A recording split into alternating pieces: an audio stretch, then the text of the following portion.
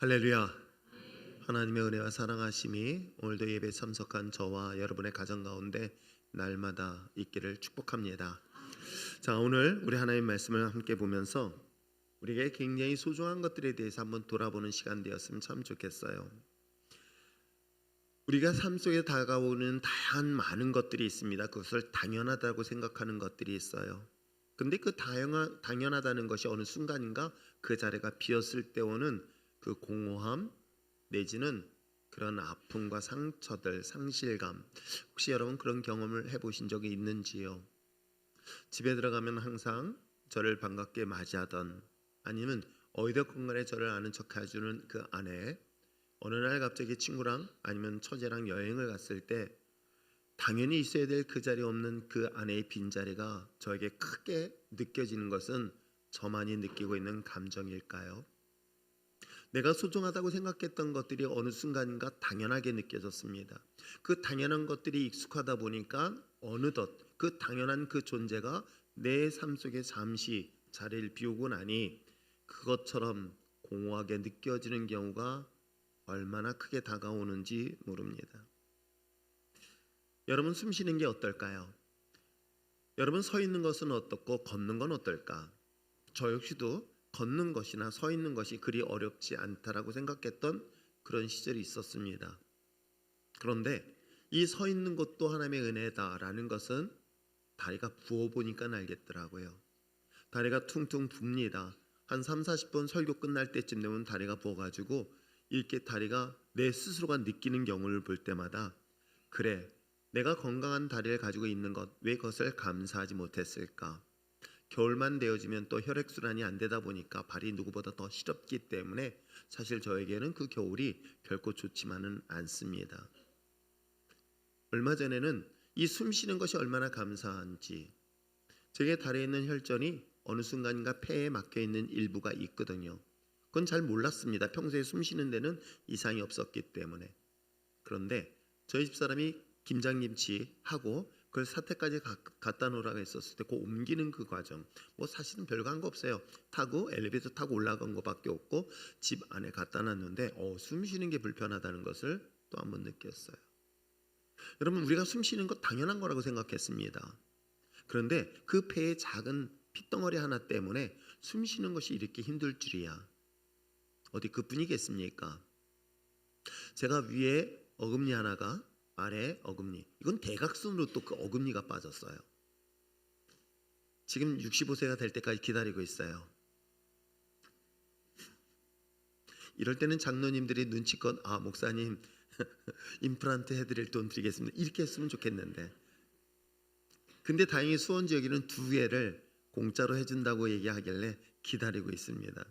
근데 그 사이 동안에 음식을 씹는데 이 2개 양쪽이 끝에 하나 빠진 것밖에 없는데도 불구하고 음식을 씹는 게 얼마나 불편한지를 제가 이빨이 2개가 빠져보니까 이 이빨의 소중함을 다시 한번 생각하게 되어집니다. 이게 저만 느끼는 감정일까요? 우리의 일반적인 삶의 그 영역에서 당연하다라고 여겼던 수많은 것들이 있습니다. 그런데 그것이 얼마나 소중한지는 어느 때 알 수 있을까요? 그것이 상실되었을 때, 잃어버리고 났을 때 비로소 소중함을 느끼는 그 이유는 아마 인간의 어리석음 때문이 아닐까 생각을 합니다. 내 옆에 있는 소중한 사람들, 비록 지지고 볶고 싸우고 갈등하고 다툰다 할지라도 그럼에도 불구하고 이 존재가 나에게는 얼마나 소중한 존재인지를 왜 우리는 그걸 정확하게 인식하지 못하고 살아가고 있다가 비로소 그 소중한 존재를 잃어버리고 난 다음에 돼서야 비로소 그 공허함으로 인하여 안타까워하고 있을까? 우리 율전의 신앙생활 하는 저와 여러분, 이 모든 것들이 다 소중하다는 것을 우리가 인식하고 그리고 그것을 끊임없이 표현해 볼 수 있는 여러분 됐으면 참 좋겠어요. 내 소중한 사람들이 나에게 너무나 소중하다는 것, 그것이 나에게 있기 때문에 소중하다는 것을 여러분 말로라도 고백할 수 있는 여러분 됐으면 참 좋겠습니다. 여러분, 그리스도인의 삶이라는 것에 대하여 한번 정의를 내려봅시다. 예수를 믿는 사람, 신앙인, 그리스도인들, 우리는 사람들이, 세상 사람들이 그렇게 부르고 있을 거예요. 기독교인. 내지는 그리스도인 내지는 신앙인, 믿음을 가지고 신앙을 가진 사람들의 삶에 대하여 우리가 한 번쯤은 돌아보는 한 해가 되어지고요. 이 시간이 되어졌으면 참 좋겠습니다. 특별히 데살로니가에 대한 이 이야기는 바울이 예수님을 믿고 이제 신앙생활을 막 시작하여 얼마 되지 아니한 데살로니가 교인들에게 대하여 여러 가지 어려움을 만나게 됩니다. 고난을 만나고 핍박 가운데 있는 이 데살로니가 교인들에게 있어서 신앙을 지키는 것, 믿음을 지키는 것, 예수를 믿고 그 신앙을 끝까지 지키는 것에 애쓰는 그들에게 위로를 하고요, 격려를 하고 있으며 때에 따라서는 권면하고 있는 내용이 이 데살로니가 전체의 이야기이기도 합니다. 믿음으로 산다는 것은 우리가 그 믿음을 가지고 살아가는 선택하는 순간부터 우리가 모든 것이 형통할 것 같고 좋을 것 같지만 때로는 그 믿음 때문에 포기해야 될 것들, 양보해야 될 것들, 심지어는 핍박이라는 어려운 상황에 있었을 때에 그 어려운 상황에 있는 성도들에게 쓴 편지가 이 본문 내용이기도 합니다. 특별히 건강한 그리스도인의 삶이라는 것, 우리가 그리스도인인데도 불구하고 건강하지 못한 자들이 있는가 하면 건강한 그리스도인의 삶이라는 것도 있다는 걸 볼 수 있고요, 신실한 사람들이 있는가 하면 그렇지 못한 경우도 우리가 보지 않습니까? 그렇듯 신실하고 정상적인 그리스도인의 삶은 어떻게 해야 되는지, 어떤 것이 건강한 그리스도인의 삶인 것인지를 이야기하고 있는 내용들이 우리가 함께 보고 있는 데살로니가 편지의 내용이기도 합니다. 그리고 그리스도인으로 살아야 될 하나님의 뜻, 내가 하나님의 자녀라고 한다면 우리는 분명히 누군가의 뜻을 알아야 되는데 그것이 하나님을 믿기 때문에 하나님의 뜻을 알아야 되는 건 당연한 것이겠죠. 예수를 믿는다고 한다면, 예수님이 나의 주라고 이야기한다면 당연히 예수님의 뜻을 알아야 되는 것이 그리스도인들의 신앙의 가장 기본적인 자세인 것처럼, 오늘 이 데살로니가 전서의 이 본문의 이야기는 그리스도인으로서 하나님의 뜻이 무엇인가를 분명하게 이야기하고 있는 내용이 오늘 본문 내용이기도 합니다. 특별히 우리가 전체는 읽지 않았지만 5장 12절서부터 22절까지의 내용은 그리스도인으로서 하나님의 자녀로서 데살로니가 교인들에게 어떻게 살아야 된다, 믿음의 그리스도인의 삶이라는 것은 어떻게 삶을 살아야 된다라는 것을 겉면, 즉 앞부분 위로와 또는 그런 위로의 중심적 메시지라고 한다면 겉면하고 있는 내용이 우리가 읽지는 않았지만, 전체는 읽지는 않았지만 12절에서부터 22절 전체 내용이기도 합니다. 그 가운데 하나님의 권면하는 그 말씀 가운데 하나님의 뜻이 이거야 라고 분명하게, 신약에서 전체적인 이야기 속에서 하나님의 뜻이 이겁니다라고 분명하게 전체 이야기 속에서 이야기하고 있는 내용이 우리가 함께 읽지는 않았지만 일부만 읽었어요. 그것이 바로 우리가 함께 앞뒤 내용 앞에 있는 말씀이기도 합니다. 뭐라고 얘기하고 있을까요? 그래 바로 16절서부터 이야기하고 있는 내용이에요. 항상 기뻐하라. 항상, 여기서는 쉬지 말고인데 그것도 똑같은 항상이라는 단어예요. 항상 기뻐하라. 항상 기도하라. 그 다음에 범사도 같은 말이에요. 그래서 항상 감사하라. 그래서 항상 기뻐하고 항상 기도하고 항상 감사하라. 이것이 뭐예요? 하나님이 우리를 향하신 하나님의 뜻이다라고 이야기를 하고 있는 것입니다. 2025년도 우리가 새해를 시작했습니다. 그리고 이제는 한 해를 점점 마감하는 시간이 다가오고 있습니다. 그런데 우리가 지난 한 시간 동안에 지난 시간을 돌아보는 시간들이 아니라 저는 또 다른 새해를 준비하고 있는 것, 지난 한 해 동안을 회상하면서 거기에 묶여 있는 것으로 끝나는 것이 아니라 지난 한 해를 다시 한번 돌아보고 점검하면서 새로운 새해를 위하여 또다시 준비해야 될 것이 있다면 그것이 무엇일까? 하나님의 그리스도인의 삶이라는 것이 과연 무엇일까? 그리스도인으로서 새해를 어떻게 준비할 것인가? 라는 것의 뜻이 저는 이 본문을 통해서 발견하게 됩니다. 뭘까요? 지난 한 해 동안, 아니 2025년도 이 한 해 동안 이 모든 것들이 우리가 함께 성가대에 찬양한 것처럼 은혜이기에 우리가 감사하는 것, 그리고 뿐만 아니라 이제 새해를 또한 준비합니다. 그럼 뭘 준비할까요? 그 준비하는 것 또한 감사인 거예요. 감사로 한 해를 마감하고 새해를 감사로 준비하는 것, 이것이 세상 사람들과 그리스도인의 삶에 구별되어지고 분류되어지고 차별화된 표현 아닐까요? 그러므로 2026년도 과연 새로운 새해를 시작하고 새로운 출발을 준비하는 여러분들에게 있어서는 먼저 무엇 하나 감사로 준비할 수 있는 저와 여러분 되시길 주며 축복합니다. 그것을 오늘 본문을 통해서 아주 짧게 본문을 읽었던 우리 배미숙 권사님의 말씀, 그래서 되게 짧기 때문에 설교도 짧을 것 같지만 성경만 짧게 읽었습니다. 그래서 전 말씀을 보면서 감사해야 되는 그런 이유, 그리고 감사를 어떻게 해야 되는가라는 두 가지 관점에서 본문을 살펴보려고 합니다. 첫 번째, 감사해야 되는 이유가 뭐 때문일까요? 여러분, 신앙생활이라는 것에 대한 정의를 내린다고 한다면 그 신앙생활, 우리가 그리스도인의 삶을 살아가는 데 있어서는 전 두 가지 단어를 항상 보게 되어져요. 물론 저는 어렸을 때 신앙생활은 무조건 순종만 배웠어요. 무조건 순종해야 된다는 것만 배웠어요. 근데 제가 성경을 보고 신앙인으로 성장하는 과정을 보면서 두 가지를 발견하게 돼요. 성경은 하나는 뭔지 아십니까? 선택과 하나는 순종이라는 두 가지 단어를 보게 되어져요. 물론 제가 제자 훈련시키고 여러분들과 말씀 훈련시킬 때는 목사님의 말씀에 대해서는 두 가지다. 선택과 순종할 수 있다.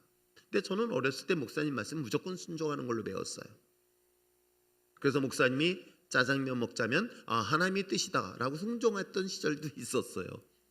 그런데 제가 여러분들 훈련시킬 때는 담임 목사의 말 속에서는 하나님의 말씀과 인용된 말씀은 무조건 순종의 이야기다. 대답 안 하네. 그럼요, 성경에서 기록된 하나님의 말씀들, 제가 기도하라, 이건 제가 얘기하는 게 아니에요. 그건 성경이 근거를 하고 있기 때문에 그런 거예요. 감사하라, 이것도 성경이 근거를 하고 있기 때문에 이건 선택이 아니에요. 조건을 보고 그 말씀에 순종하는 게 아니에요. 그건 선택하는 게 아니라 그건 순종, 절대 순종을 말하고 있어요. 그러나 담임 목사의 말 속에서는 여러분이 충분히 선택해도 문제가 되지 않는 것들이 있다.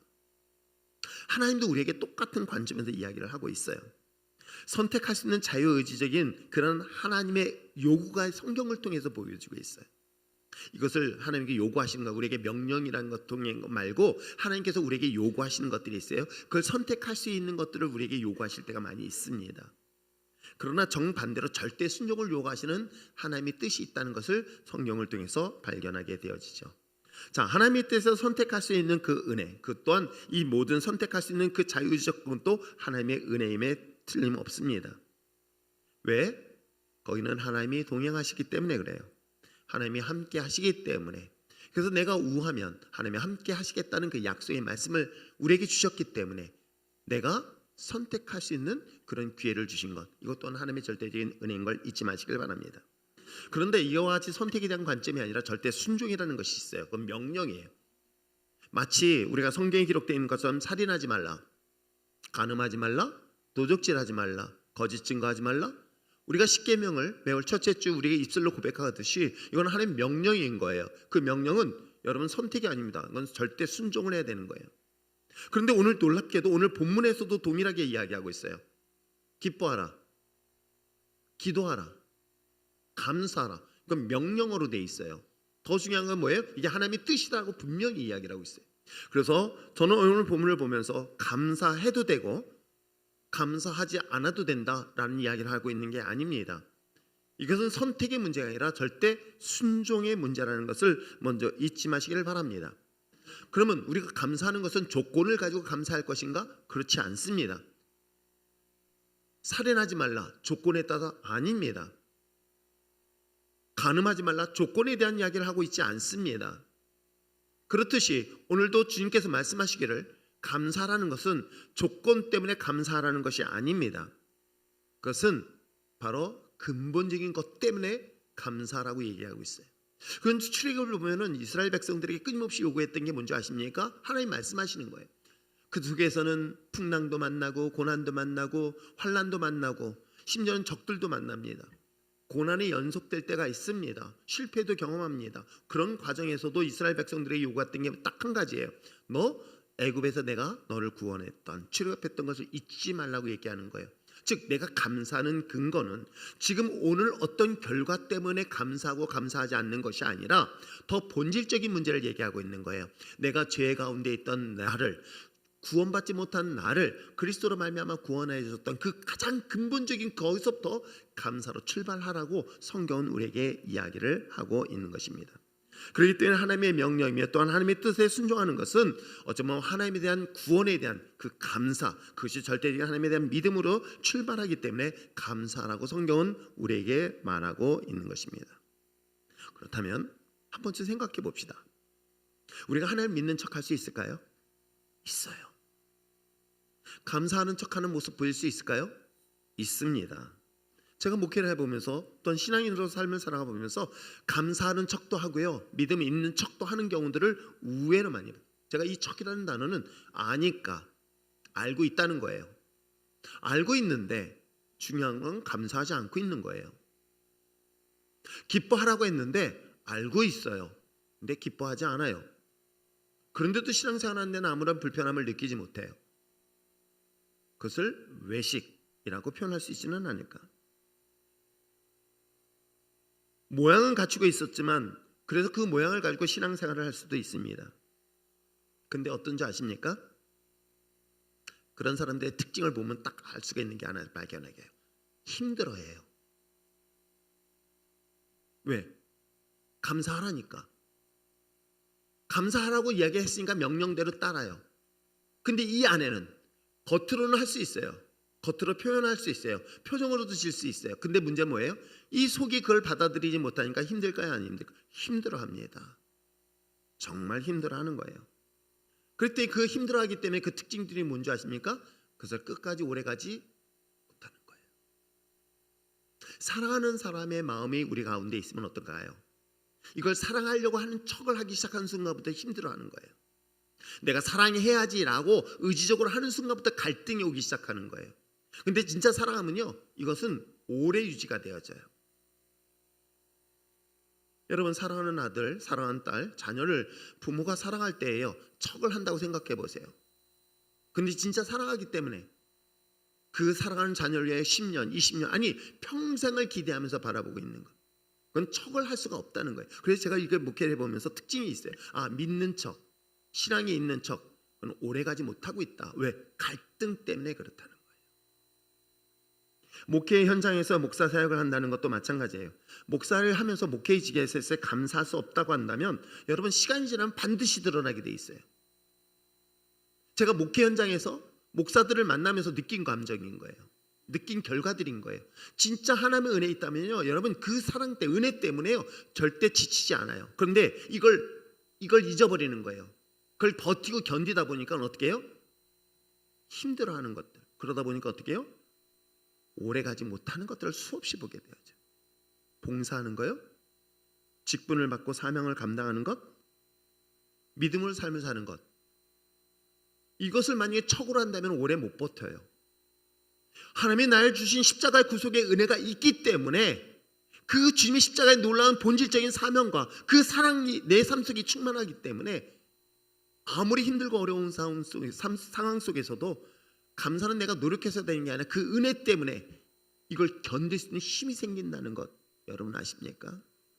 그래서 여러분, 가장 중요한 본질적인 내가 감사해야 되는 그 근본적인 이유는 바로 하나님의 뜻이에요. 그것은 바로 십자가를 통한 구원받은 하나님의 자녀라는 것이 그 안에 있다는 것 잊지 마시길 바랍니다. 그러므로 하나님의 뜻을 감사하는 것이라고 한다면 끝까지 순종할 수 있는 저와 여러분 됐으면 참 좋겠습니다. 그런 은혜가 있을 때에 우리의 주어진 사명을 끝까지 감당할 수 있는, 경주할 수 있는 그 에너지가 그 안에서 출발한다는 것, 그것이 여러분 안에 충만하길 부탁드립니다. 자, 그렇다면 우리가 감사해야 되는 이유에 대해서 그 하나님의 뜻이라고 한다면 바로 어떻게 감사할 것인가? 저는 오늘 본문, 짧은 본문을 보면서 세 가지를 발견해야 되는데, 자, 우리 한번 18절 말씀을 다시 한번 읽어보시길 바랍니다. 자, 시작. 범사에 감사하라. 이것이 그리스도 예수 안에서 너희를 향하신 하나님의 뜻이다. 그렇습니다. 감사하라, 하나님의 뜻이다. 근데 그 사이에 세 가지의 단어를 발견돼요. 첫 번째 뭐예요?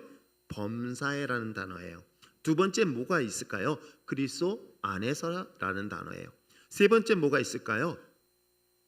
세 번째, 나를 향하신. 나를 향하신 것이 있어요. 이 세 가지 때문에 내가 감사를 하게 되는데 어떻게 감사하는가를 한번 살펴보려고 합니다. 첫째, 말씀드린 것처럼 범사에 모든 일에 대하여 감사라고 얘기하는 거예요. 결과에 따라서 말씀을 드리고 있는 것이 아니라는 것 잊지 바라십니다. 왜? 모든 일이라는 것은 어떤 결과가 아니라 그 결과에 좋은 것이 있고 나쁜 것도 있잖아요. 그 나쁜 것 상황 속에서 그 모든 것이 안에 포함되어 있는데 그것을 가지고 어떻게 해라? 감사라고 이야기하고 있는 거예요. 데살로니가 교회의 상황은 사실은 편지 내용에서 보여주는 이 전체 5장 아니 후서까지 본다면은 전체 내용에서 가장 많이 나오는 단어 중에 하나가 뭔지 아십니까? 바로 환난 그리고 고난에 대한 이야기들이 의외로 굉장히 많이 등장하고 있습니다. 뭐 때문에? 우리가 하나님을 믿는다는 이유 하나만으로 자신이 종교를 버리고 예수님을 믿는 그리스도인으로 바뀌었다는 것만으로도 얼마나 많은 핍박과 어려움을 당하고 있는지, 그래서 본문에 기록되어 있는 것처럼 환난과 고난에 대한 단어가 상당히 많이 나오고 있는 것들을 발견하게 되집니다. 현실적인 상황에서는 감사, 여러분 고난 속에서 어떻게 감사할 수 있습니까? 고난 속에 있을 때 어떻게 여러분 진짜 감사할 수 있을까요? 환난 속에 있는 상황에서 감사할 수 있는 건 결코 쉽지 않습니다. 어찌 보면 감사보다는 그 믿음을 지키기 위해서 겨우겨우 버티고 있는 정도로만 보아야 되지는 않을까. 그럼에도 불구하고 바울은 하나님의 뜻이라고 또 하나님의 명령이라고 이야기하면서 뭐라고 얘기하고 있습니까? 너의 주어진 모든 상황 속에서 감사라고 오늘 하나님의 성령께서 바울의 입술을 통해서 말씀을 하고 있는 거예요. 그게 어떻게 가능할까? 하나님의 뜻이라는 사실을 믿는다면 그건 당연히 가능합니다. 하나님의 선하심에 대한 믿음을 갖고 있다면 감사하는 것은 당연한 것입니다. 이 모든 일에 대해 감사할 수 있는 것은 하나님에 대한 신뢰, 하나님에 대한 믿음이 있을 때 그게 가능하다는 것. 어떻게 해요? 바울은 이와 같이 로마서 8장 28절에 그렇게 기록하고 있어요. 하나님을 사랑하는 자, 하나님께서 사랑하는 자예요. 그 뜻대로 부르심을 받은 자들이에요. 구원받은 믿음의 저와 여러분을 말하고 있는 것입니다. 그런데 놀랍게도 모든 것들에 대하여 합력하여 무엇을 이루신다? 선으시다. 근데 여기서 모든 것을 합력한다는 것은 좋은 것만 얘기하지 않습니다. 때에 따라서는 내가 풍랑 속에서 풍랑을 경험합니다.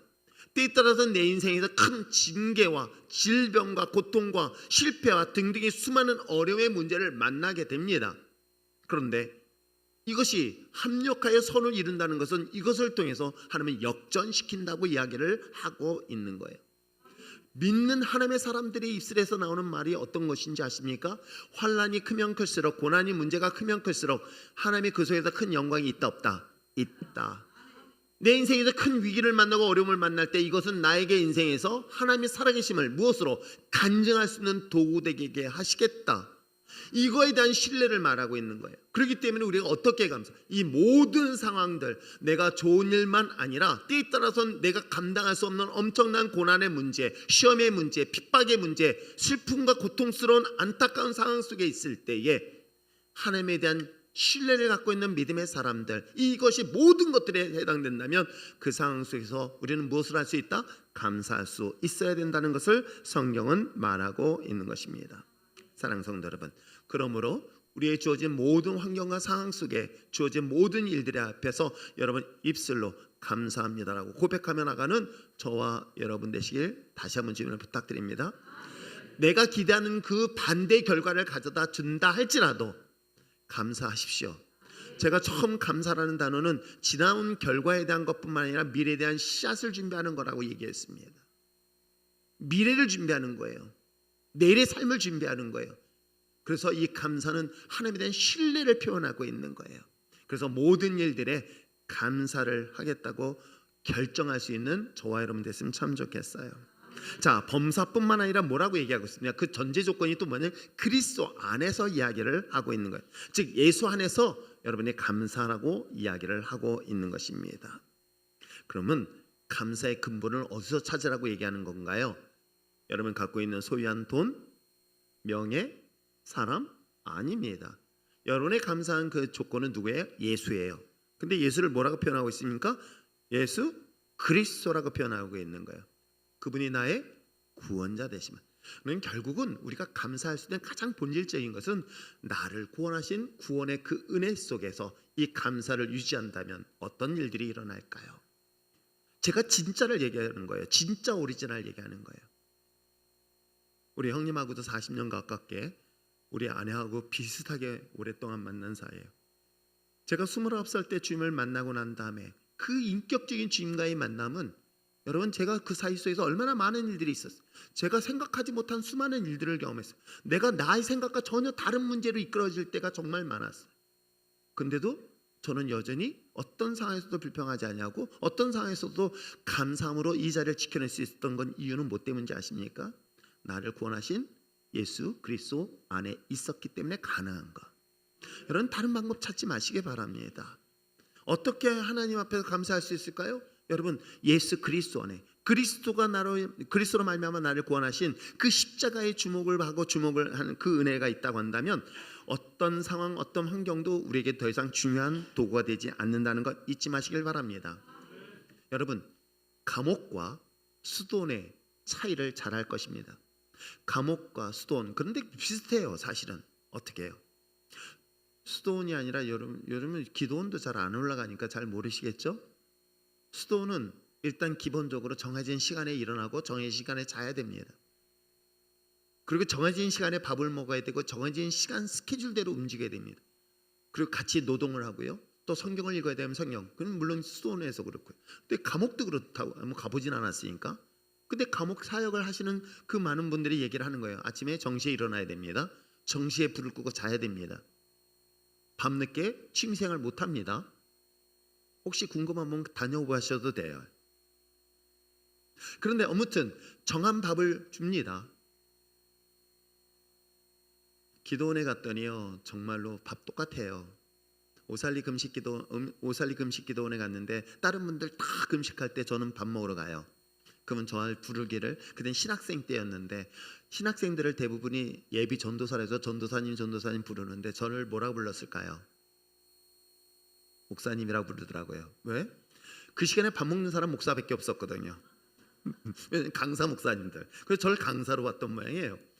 왜? 남들 다 금식하고 있는데 혼자 가서 밥 먹고, 난 정말 그게 이해가 안 됐어요. 그게 무슨 금식이 훈련이야. 혼자 떳떳하게 식판 들고 가요. 그러면 식판 내면 밥을 줘요. 근데 밥을 똑같아요. 근데 선택할 수 있는 게 없어요. 똑같이 줘요. 마찬가지인 거예요. 여러분 감옥에 있을 때 밥은 안 먹어봤지만 감옥과 수도는 똑같은 환경은 똑같은 상황이에요. 그런데 누구는 불행하고 누구는 기뻐할까? 그 이유는 뭔지 아십니까?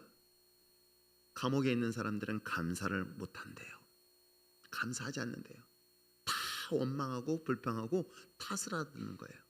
그런데 수도는 감사하게 있기 때문에 똑같은 상황인데도 그것을 기쁜 마음으로 이겨낼 수 있다고 얘기를 합니다. 그러면 정반대로 생각해 봅시다. 내가 감옥 같은 삶 속에 있어요. 진짜로 감옥 같은 삶을 살아가고 있어요. 그런데도 불구하고 그것이 천국이 될 수 있고요. 또 그것이 하나님의 나라를 경험할 수 있는 건 뭐 때문이다? 감사가 있을 때예요. 상황은 중요하지 않아요. 내가 어느 곳에 있어서 내가 어떤 것을 가지고 있느냐에 따라서, 여러분 성경은 분명히 얘기했어요. 우리가 이 세상을 살면서 천국을 맛을 볼 수 있다 없다? 있다.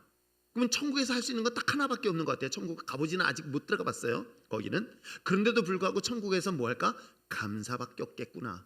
항상 감사하다는 것들이 삶 속에 충만하다면 여러분 비록 환경과 상황, 비록 남들이 볼 때는 절망적 상황 속에서도 그것이 뭐가 될 수 있다? 천국을 기쁨으로 누릴 수 있다 없다? 있다. 그렇게 되는 것 아닐까요? 칠 같은 어둠 속에 갇혀 고통스러울 때 버티고 견디는 것, 그러나 일정한 힘을 지나면 분명히 번아웃이 됩니다. 오히려 정반대로 감사할 수 있다면 여러분 어떤 일들이 일어날까요? 바울이 감옥에 갇혀서 죽음을 눈앞에 둔 상태에도 불구하고 기뻐할 수 있고요, 감사할 수 있으며 사람들에게까지도 기뻐하고 감사하라고 얘기할 수 있었던 것은 아닐까요? 그것이 우리 율전교회 신앙공동체가 되기를 주님의 축복합니다. 하나님의 뜻이 있으며 하나님의 계획이 있길 믿는 믿음의 사람들, 하나님의 신실하심을 믿는다면 지금은 고난의 현장 속에 감사할 조건이 없을지라도 그 하나님이 나를 구원하신 것, 가장 구원하신 이 본질적인 것을 먼저 회복한다면 얼마든지 어떤 환경 속에서도 감사함을 삶에서 누리게 될 줄 믿습니다. God is good. 하나님의 선하심을 믿기에 오늘도 여러분의 입술로 삶으로 날마다 감사하며 기뻐하며 살아갈 수 있는 저와 여러분 되시 축복합니다. 자, 어떻게 감사하냐? 범사의 모든 일에 또 어떻게 감사하냐? 그리스도 안에서. 다른 것에서 찾으려 하지 마십시오. 저 역시도 마찬가지에 목회하면서 28년 동안 왜 수많은 위기가 없었겠습니까? 수많은 사실 위기는 많이 있었어요. 근데도 저는 기쁘게 감당할 수 있었던 건 전 십자가를 봤던 것 같아요. 예수 그리스도를 봤던 거예요. 나를 구원하셨던 것. 제가 29살 때 주님 만났다고 펑펑 울면서 죄인된 나를 구원하신 그 주님의 십자가 은혜, 이거 하나만은 충분합니다. 그렇듯 여러분도 그런 위기 상황 속에서 주님의 십자가를 주목하고 나갈 때 그곳에서 참된 감사가 넘치게 될 줄 믿습니다. 그 감사하는 방법, 모든 일 그리스도 안에서. 마지막으로 뭐예요? 우리가 읽는 것처럼 나를 향하신 것이 있어요. 오늘 본문에 기록되어 있죠. 너희를 향하신 하나님의 뜻 이야기를 하고 있는 거예요. 자, 기뻐하고 기도하고 범사에 감사하는 것, 특별히 감사하는 것은 하나님이 나를 향하신 계획. 저는 그것을 또 다른 표현으로 쓴다면 뭐예요? 제가 여러분에게 정말 잘 쓰고 있는 단어 중에 하나예요. 그게 뭔지 아십니까? 기대예요. 기대. 누군가를 기대는 게 아니라 앞으로 일어날 거에 대한 기대, 희망을 말하고 있는 거예요. 여러분, 성경은 놀랍게도요, 절망을 말하지 않아요. 희망을 말해요. 그리고 희망을 상대들한테 얘기할 수 있어요. 근데 내가 이런 기대가 없고요, 내가 이런 희망이 없으면 사람들한테 그 얘기를 못 해요. 그렇잖아요. 내가 희망이 없는데, 내가 기대할 게 없는데 뭐 사람들한테 얘기할 수 있어요? 그렇지 않을까요? 나에 대한 내 자신에 대한 기대가 있으면 다른 사람들에 대한 기대도 이야기할 수 있는 것, 선포할 수 있는 것 아닐까요?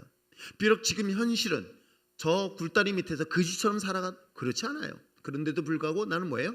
하나님의 역사심에 대한 기대, 그것을 바라본다면 여러분 그 삶이 어떻게 될까요? 감사하지 않을 수가 없는 것 아닐까요? 저는 그래서 요셉을 좋아하는 이유가 바로 여기에 있는 거예요. 요셉은 환경 때문에, 상황 때문에 그의 삶에서 하나님의 모습을 드러낸 것 아니라고 저는 봐요. 그는 하나님의 자기를 향하신 역사심에 대한 그 계획하심에 대한 기대가 있었던 거예요. 그 기대는 뭘로 바뀌는지 아십니까? 표정으로 나타나게 돼 있어요.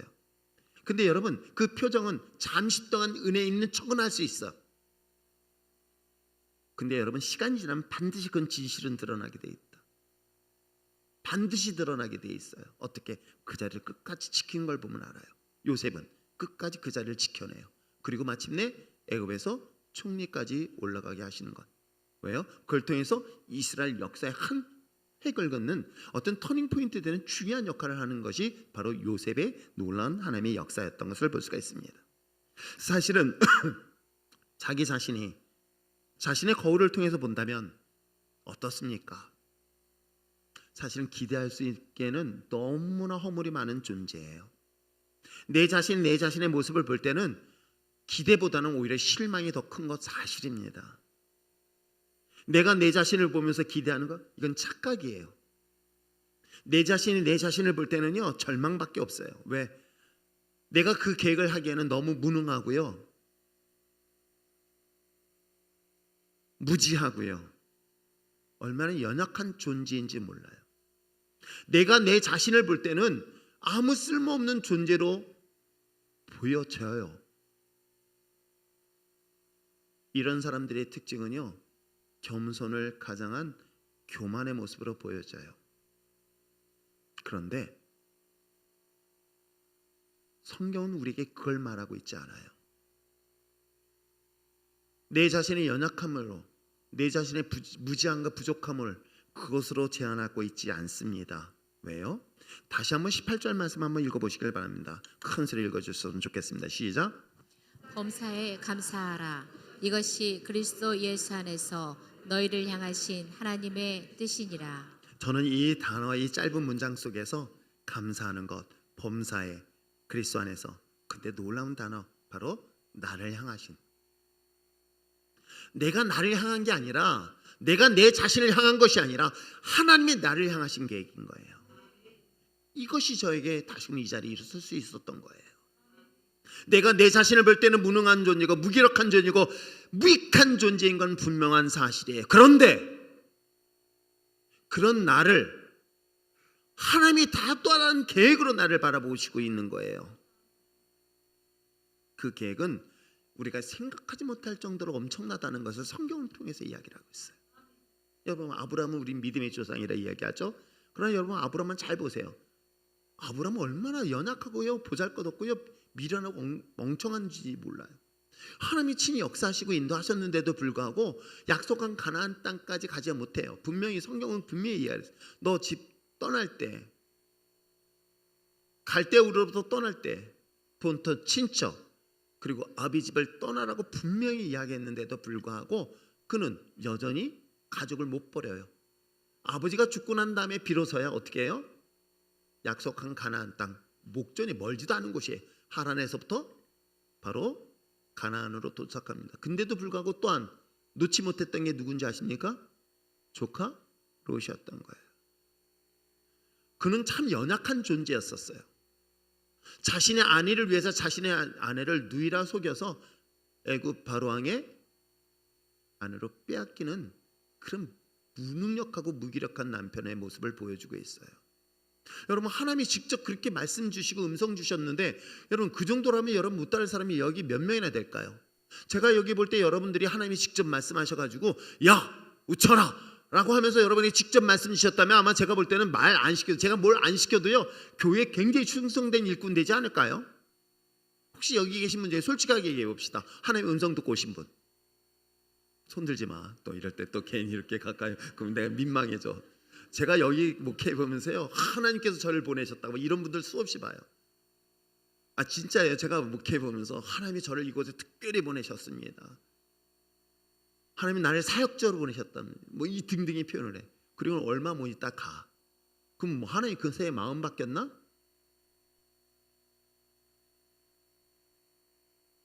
하나님 그런 분 아니신데 여기서 하나님의 음성을 듣지 않았는데도 불구하고 여러분 믿음을 지키는 거, 하나님을 직접 보지 않았는데도 하나님을 믿는다는 이게 그래서 보지 않고 있는 믿음은 수시간 얘기로 아브라함보다 더 대단한 믿음을 갖고 있다 없다?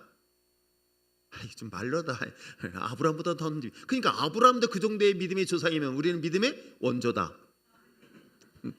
아 그렇게 표현하면 안 돼? 아 잘 생각해 보세요. 아 직접 하나님께서 보여주시고 이끄시고 인도하셨던 그 아브라함을 믿음의 아버지고 믿음의 조상이라고 얘기한다면 최소한 우리는 안 봤잖아. 또 이거 말 조심해야 돼. 나 봤어요 이렇게 하는 분이 나올까? 아니 성경밖에 안 봤잖아요. 물론 거기서 감동도 받았어요. 눈물도 흘렸고 은혜도 받았어. 근데 직접 본 사람은 별로 못 봤어요. 하나님이 막 직접 음성을 주시면서 들었던 사람 거의 없어요. 그런데 그렇게 직접 들었지 않고도 이 자리에 나와서 믿음으로 삶을 살아가는 것은 솔직한 얘기로 누구보다 더 낫다. 아브라함보다 나은 사람들이에요. 여러분 문제를 풀어봅니다. 우리 영어 선생님도 계시고 선생님도 계시는데 여러분 한번 잡읍시다. 학생이 문제를 시험 문제를 푸는데 답을 미리 보고 시험 문제 푸는 사람과 그걸 안 보고 문제를 푸는 사람 누가 더 실력이 있다고 얘기하지 않아도 알겠죠? 그죠? 답안지 가지고 시험 문제 푸는 사람하고 답안지 안 보고 문제를 푸는 거는 실력 있는 사람이 누군지 알겠죠? 그럼 믿음이라는 실력을 따져보면 여러분이 아브라함보다 낫다 안 낫다? 말로라도 낫다라고 생각하세요 제발. 아 그렇다고 누가 아브라함이 가서 뭐 거기다 다시 나타나서 시비 걸 일은 없어요. 그렇듯 여러분은 정말 성경에 그렇게 제가 얘기하는 성경이래. 보지 않냐고 믿는 믿음이 큰 믿음이라는 사실을 성경 분명히 얘기를 하고 있단 말이에요. 그런 믿음을 우리가 가지고 있는 거예요. 아브라함에게 그렇게 하는 건 많은 걸 보여주세요. 동서남 바라봐라. 야, 이 땅 다 너에게 주겠다. 너를 통해서 너의 자녀를 낳겠다. 그것도 못 믿어가지고 이런 연약함을 가졌던 사람이 누구예요? 사실은 아브라함이에요. 그리고 40년 만에 인정을 받아요. 사실은 그의 100세의 아들 낳고 그로부터 한 10여 년이 지난 다음에 모리아산에서 그 아들을 드리고 난 다음에 비로소 그때서야 너가 나를 경외하는 줄 알았다라고 그때 인정을 해. 그러면 그 전까지는 인정을 못 받았다고 봐도 크게 차이가 없을 거예요. 그 정도에 비한다면 여러분들은 아브라함보다 믿음이 좋은 사람이다 아니다? 그래도 끝까지 말 못하네. 여러분 우리 자신을 봤었을 때는 사실 연약하고 보잘것없고 부족한 자예요. 근데 여러분 그 부족하고 연약한 자를 하나님이 계획하신 건 너무 뜻밖인 거예요. 아브라함 그렇게 연약한 존재입니다. 요셉은 어떻습니까? 요셉도 속이 말만해요. 아세요? 그래가지고 형제들한테 잘난 척만 해. 아빠의 편애를 있었던 건 분명히 맞아요. 그래가지고 형제들 사이에서 그랬던 지혜로움이라도 있어야 되잖아요. 괜히 잘난 척 안 했으면 그렇게 어려움도 당하지 않는데도 불구하고 형제들 사이에서 잘난 척하느라 아빠의 특별한 사랑을 받아 특별한 옷도 입으니까는 아빠의 사랑을 받으니까 이게 자기를 아버지가 지켜줄 줄 알았어. 그러니까 형제들 앞에서 쓸데없는 말을 하잖아. 너희 형제들이 나를 지금 미워하지, 나에게 나의 힘으로 날 누르지, 걱정하지 마. 너희들이 곧 나한테 무릎 꿇을 때가 올 거야. 이걸 혼자만 알고 있으면 되잖아. 왜 떠들어? 그러니까 더 미움을 받고 더 어려움을 당하게 됐던 것이 요셉이기도 합니다.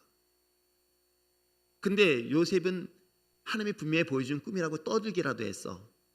근데 어떻게 해요?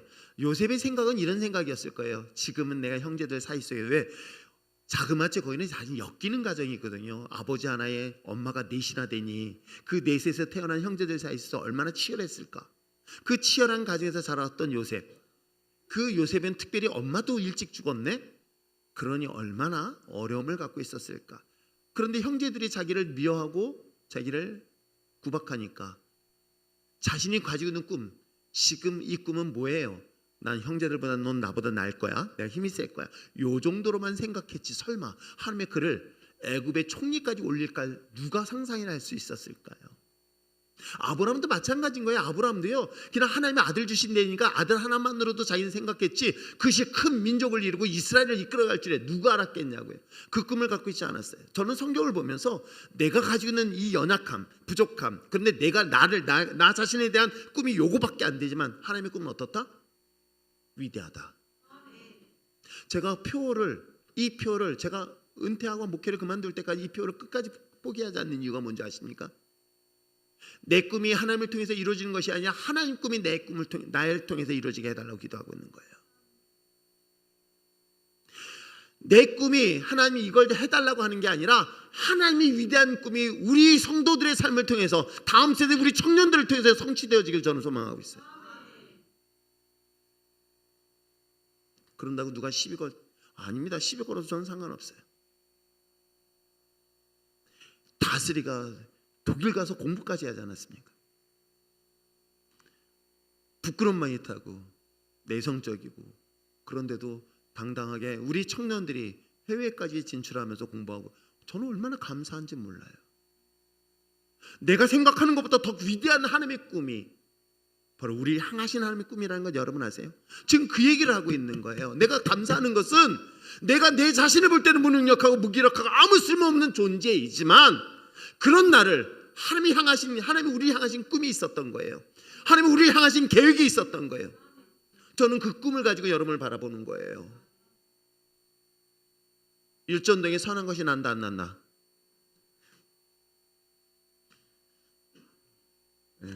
그래서 누가 판교나 분당에만 있다. 교육적 환경에 저는 그렇게 생각하지 않아요. 하나님이 이곳에 함께 하신다면 우리는 이 교회에서도 훌륭한 많은 사람들이 나올 수 있다.